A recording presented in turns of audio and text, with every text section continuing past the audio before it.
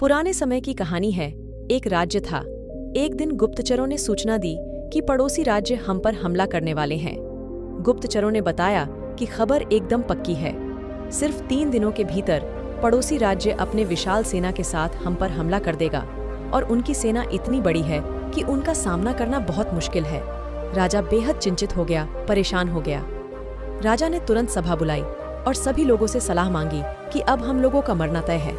अगर किसी व्यक्ति के पास कोई सुझाव है तो बता सकता है। राजा के चतुर मंत्री ने कहा, अब जब जान पर बात आ गई है तो इसका एकमात्र उपाय है कि हमें आज ही अभी ही इसी वक्त ही पड़ोसी राज्य पर हमला कर देना चाहिए। राजा बोला, मंत्री जी, हमारी सेना बहुत छोटी है, हम उनका मुकाबला कैसे कर पाएंगे? मंत्री बोला, पड़ोसी राज्य अभी युद्ध के लिए तैयार नहीं है।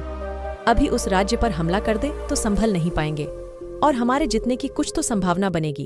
वैसे भी हम पर हमला होने वाला है। वो इतनी विशाल सेना है, हम यूं ही मरने वाले हैं। वो वैसे भी हमें 3 दिन बाद मारने वाले हैं। तो क्यों ना कुछ न करने से हम ये कर सकते हैं। राजा को बात थोड़ी अच्छी लगी। उसने तुरंत अपनी सेना को तैयार होने का आदेश दिया और उस राज्य के नागरिक भी सेना के साथ जुड़कर युद्ध में चले गए। पड़ोसी राज्य जो था, वहां तक पहुंचने से पहले एक पुल पार करना होता था। तो जैसे ही वो सेना पुल पार करके उस राज्य में घुस गए तो राजा ने कहा, हम अपने पड़ोसी राज्य में घुस चुके हैं। ये जो पुल है, इस पुल को जला दो। और जलाने के बाद सेना को बोल दिया, हमारे पास में अब और कोई ऑप्शन नहीं सिवाय लड़ने के। अब हम या तो लड़ के जीत लें या फिर हम यहाँ पर मर जाए।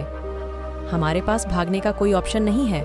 सभी सैनिक अपनी पूरी क्षमता के साथ में लड़े और पड़ोसी राज्य की बड़ी सेना को उन्होंने हरा दिया, इस एटीट्यूड के साथ में कि हमारे पास में कोई और ऑप्शन ही नहीं है।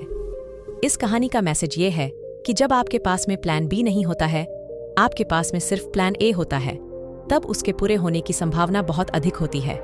जब आपके पास में रास्ता सिर्फ एक होता है कि ये अगर नहीं किया तो मर जाएंगे, बर्बाद हो जाएंगे, तो संभावना बढ़ जाती है उसमें कामयाब होने की। हर कामयाब इंसान का एक वक्त आता है जब उसको लगता है कि अब अगर मैंने कुछ नहीं किया तो बर्बाद हो जाऊंगा, और वो कर लेता है। तो अगर आप इस वीडियो को और भी लोगों तक पहुंचाना चाहते हैं तो इस वीडियो को लाइक करें ताकि YouTube इस वीडियो को और भी लोगों तक पहुंचाए। और अगर आपको कहानी पसंद आई है तो चैनल को सब्सक्राइब जरूर करें। मिलते हैं अगली बार इसी तरह की कहानी के साथ। तो सब्र करो, शुक्र करो और जिंदगी में आगे बढ़ो।